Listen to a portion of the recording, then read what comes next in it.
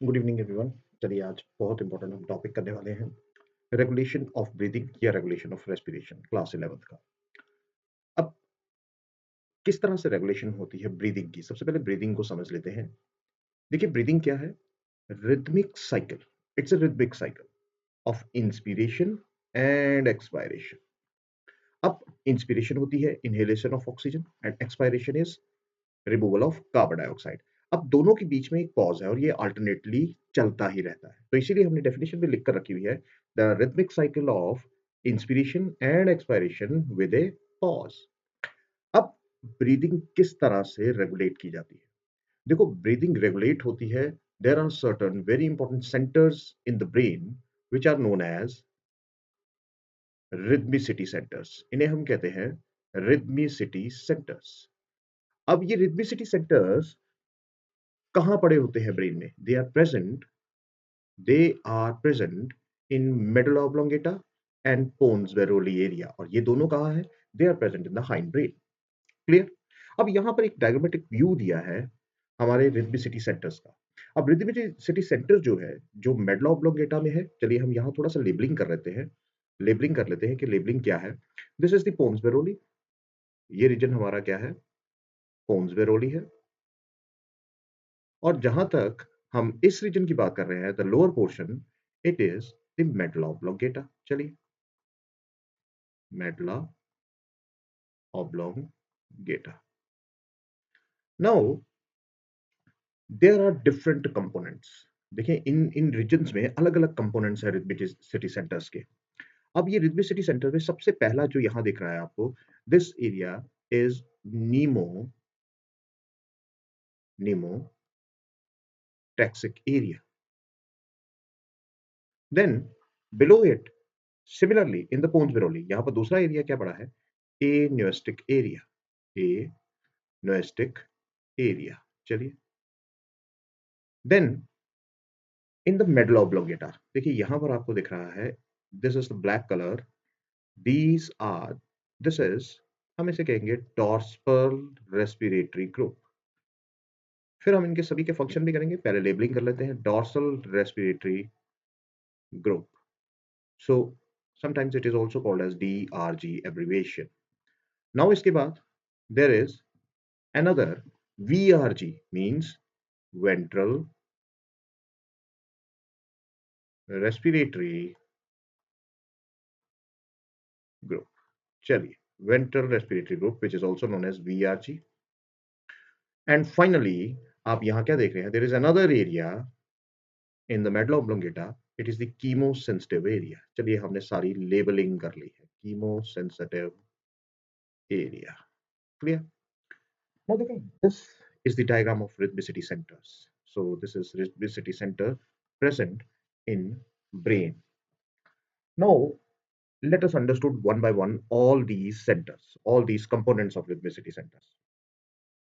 Now first of all, चलिए हम सबसे पहले ले लेते हैं, नंबर वन इज DRG। हम सबसे पहले DRG की बात करते हैं। तो व्हाट इज DRG? यानी डॉर्सल रेस्पिरेटरी ग्रुप। नाउ देखो डॉर्सल रेस्पिरेटरी ग्रुप क्या है, याद रखिएगा, these are a group of neurons, group of neurons. और ये ग्रुप ऑफ न्यूरॉन्स कहाँ पड़े हैं? These group of neurons are present in medulla oblongata. जैसा कि आपको डायग्राम में भी दिख रहा है, ये कहाँ प्रेजेंट है? They are present in medulla oblongata area. और कहाँ पे? On the dorsal side of the medulla oblongata, on the dorsal side of the medulla oblongata. अब देखिए, जब dorsal side of medulla oblongata में है, तो ये जो ग्रुप ऑफ न्यूरॉन्स हैं, इनका काम क्या होगा? They send signals. और ये सिग्नल्स कहाँ भेजेंगे? They send signals, let us write down a point, very important, send signals to inspiratory muscles, very important, to inspiratory muscles। और वो भी inspiratory muscles, you know inspiratory muscles which are required for inspiration। और कौन कौन से inspiratory muscles होते हैं हम लिख लेते हैं यहाँ पर। it sends signal to inspiratory muscles like external intercostal muscles, external intercostal muscles present in ribs, costal muscles in ribs, and phrenic muscles, phrenic muscles. चलिए, ये हमारे पास हम ऑलरेडी इन रेस्पिरेशन चैप्टर में पढ़ चुके हैं कि यहाँ पर क्या है कि इट सेंड्स सिग्नल्स। सो इसका मतलब है जब इसको सिग्नल भेजेगा तो अल्टीमेटली यहाँ क्या होगा? There is contraction of the chest cavity और कॉन्ट्रैक्शन ऑफ इंस्पिरेटरी मसल्स। और आप जानते हो अगर इंस्पिरेटरी मसल्स की कॉन्ट्रैक्शन होगी तो यहाँ क्या होगा? There is inspiration, there is inspiration. Clear? तो यहाँ डीआरजी का काम क्या आ गया? डीआरजी का काम सिर्फ एक है, डीआरजी का काम है इंस्पिरेशन करवाना, ऐसे सिग्नल्स भेजना जो अल्टीमेटली एक्सटर्नल इंटरकॉस्टल या इंस्पिरेटरी मसल्स की कॉन्ट्रैक्शन करते हैं और फाइनली इनहेलेशन। नाउ यहाँ पर ये जो इनहेलेशन होती है, it occurs for first 2 seconds and remains inactive for next 3 seconds। Clear? तो ये मैं क्यों लिख रहा हूँ? क्योंकि सिर्फ 2 सेकंड के लिए ही ये एक्टिव रहते हैं, यानी एक्टिवेशन होती है, और फिर अगले 3 सेकंड के लिए इनएक्टिव होते हैं। पर क्यों होते हैं इसकी हम अभी नेक्स्ट बात करेंगे। चलिए सेकंड पार्ट लेते हैं। सेकंड पार्ट हमारे पास आ जाता है, अनदर इंपॉर्टेंट पार्ट इज हमारे पास आ गया द वेंट्रल रेस्पिरेटरी ग्रुप ले लेते हैं विच इज नोन एज वीआरजी।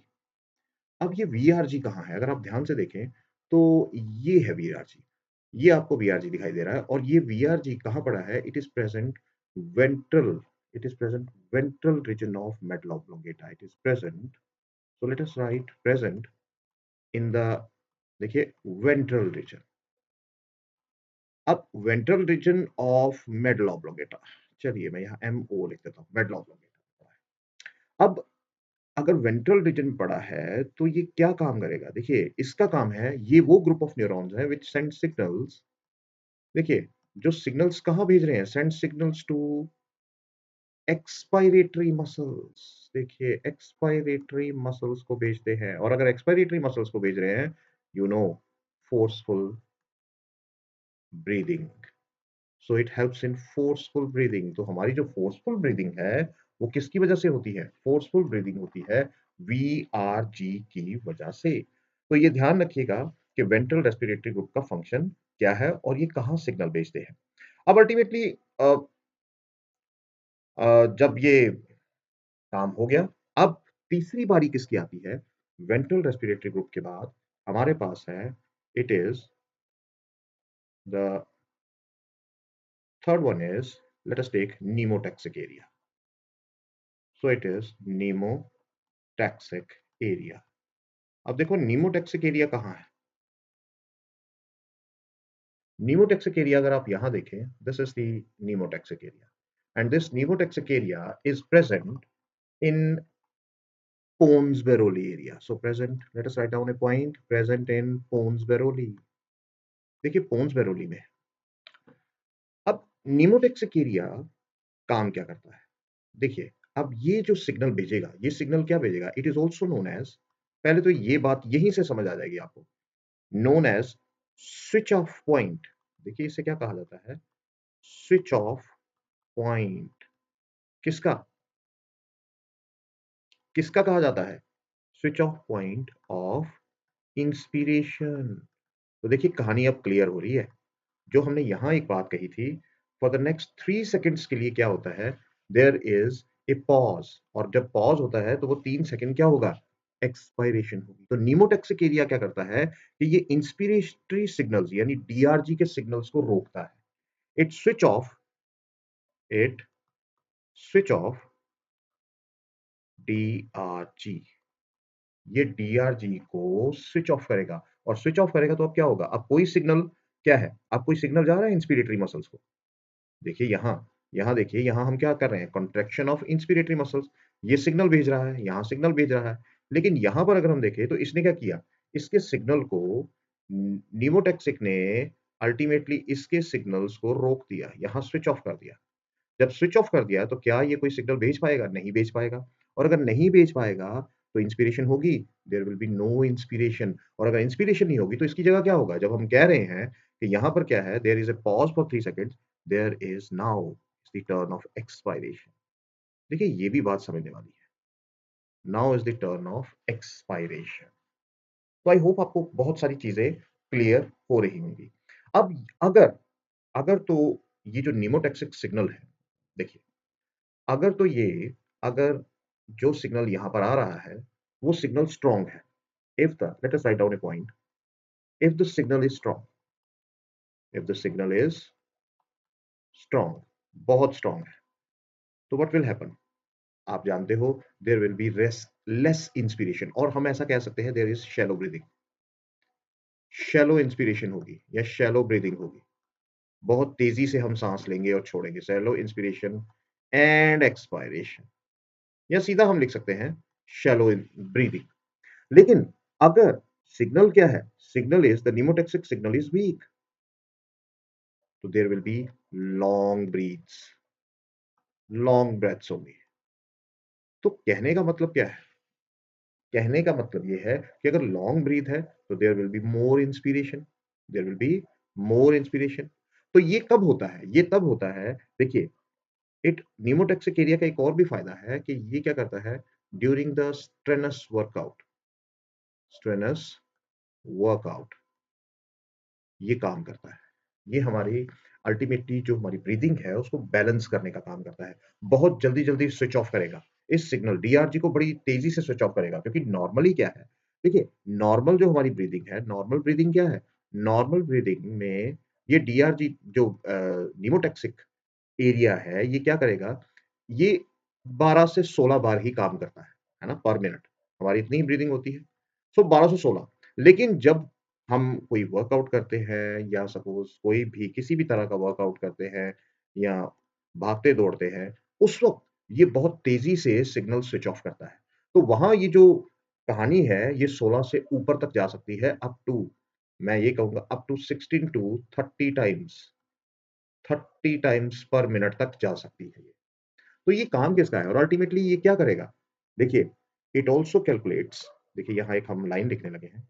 ये अल्टीमेटली क्या कर रहा है? इन सारी कहानी का मतलब क्या है? मोरल ऑफ द स्टोरी क्या है? मोरल ऑफ द स्टोरी है, calculates the number and depth of, चलिए, depth of breaths, clear? So number and depth of breaths ये काउंट करता है, कैलकुलेट करता है। तो ये जो आज हम ये डाटा लेते हैं 16 से 30 बार भी हो सकता है, 30 से ऊपर भी जा सकता है, तो ये सारा डाटा इसी निमोटेक्सिक एरिया से लिया गया है। क्लियर? चलिए, अब हम बात करते हैं, एक और एरिया है यहाँ पर, मैं आपको ऊपर डायग्राम में दिखा सकता हूँ। अनदर एरिया इज, चलिए, देयर इज एनोस्टिक एरिया। अब इसका क्या फंक्शन है? बिल्कुल पोन्स बेरोली में आपको दिखाई दे रहा है। नाउ अगर पोन्स बेरोली में आपको दिखाई दे रहा है तो देखिए, अब ये क्या काम करता है? इसका कोई खास फंक्शन अभी तक देखा नहीं गया है, बट एक काम देखा गया है। एक एक एक बहुत बहुत इंपॉर्टेंट इसका काम है। It is believe to send signals to inspiratory area. देखो इसका क्या देखा गया है कि it is believed to send signals. चलिए यहीं हम नीचे कर देते हैं, चलिए यहीं अपने जहां हेडिंग डाली है वहीं पर चले जाते हैं। So let us write down apneustic area, apneustic area.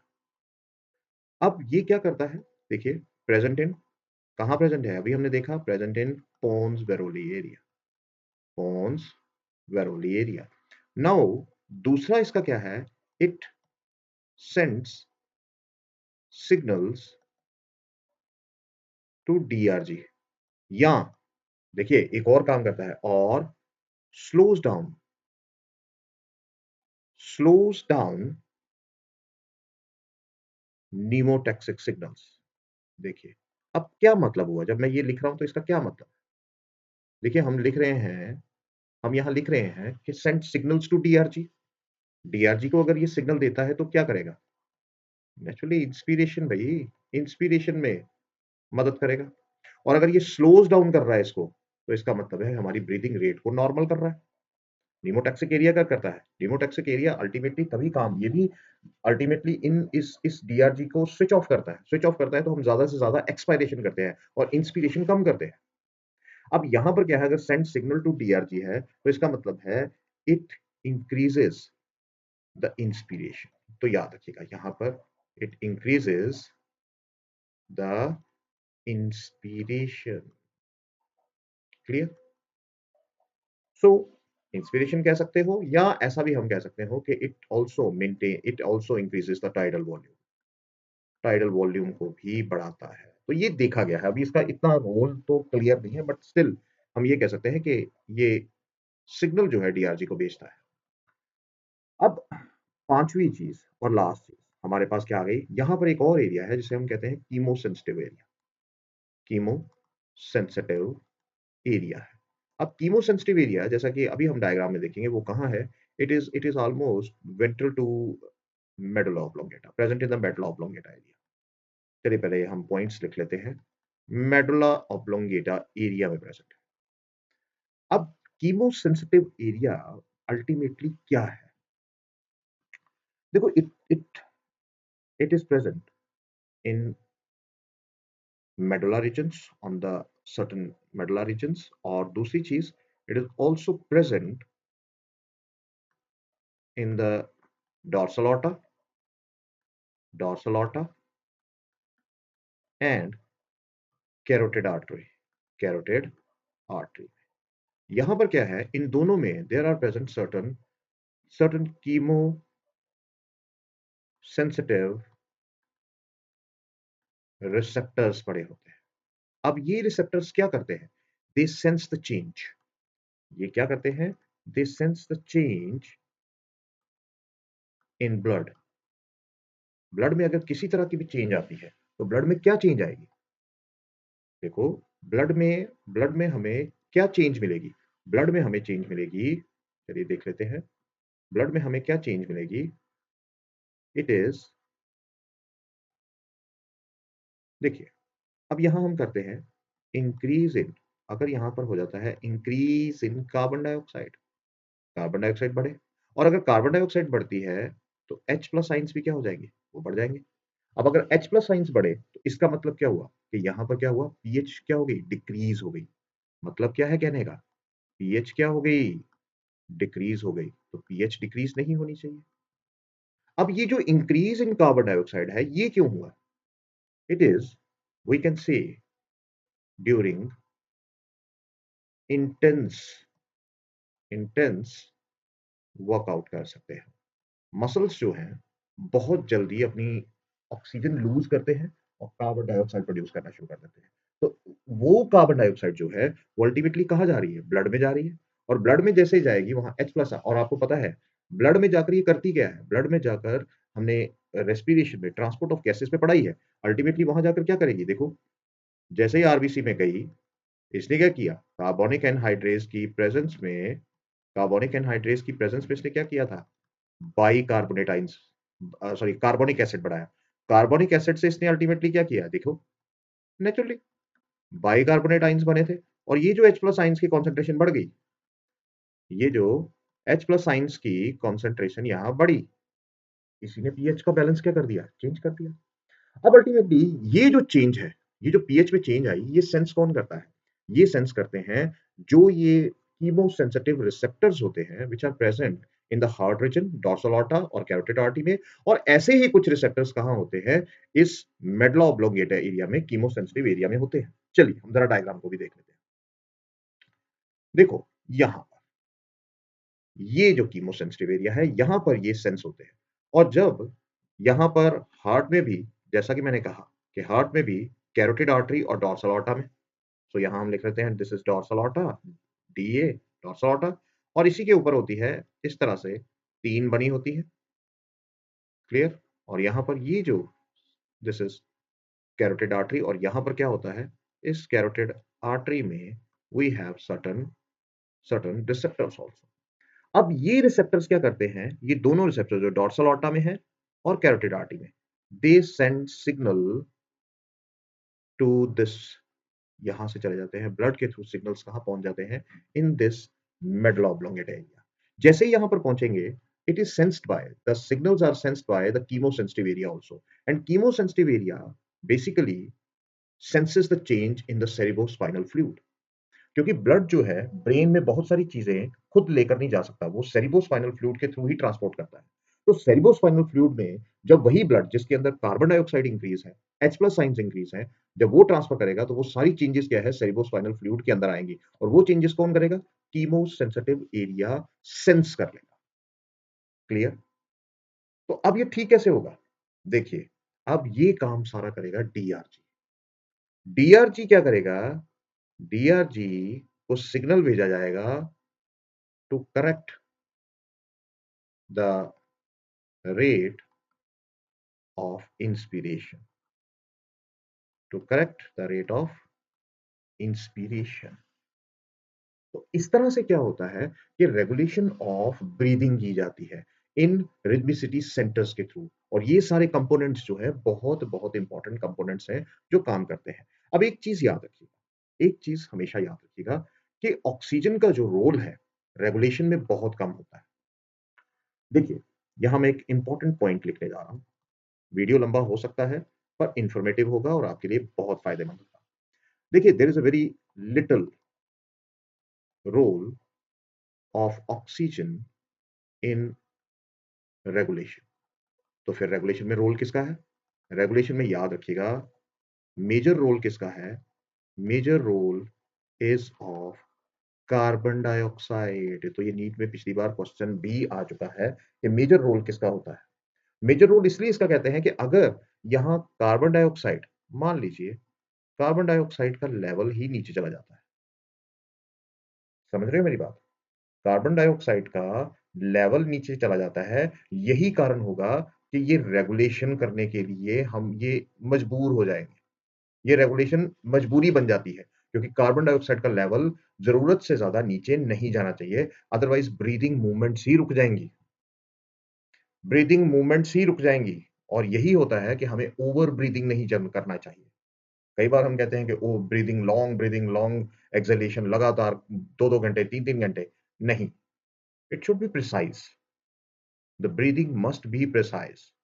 तो सो ये याद रखिएगा कि ये क्वेश्चन एक इंपॉर्टेंट नीट एमसीक्यू आ चुका है और बन भी सकता है। क्लियर? सो आई होप आपको ये लेक्चर समझ आया होगा, और मैंने पूरी कोशिश की है कि आपको आराम से और डिटेल में समझाया जाए। So do like share and subscribe. Thank you very much.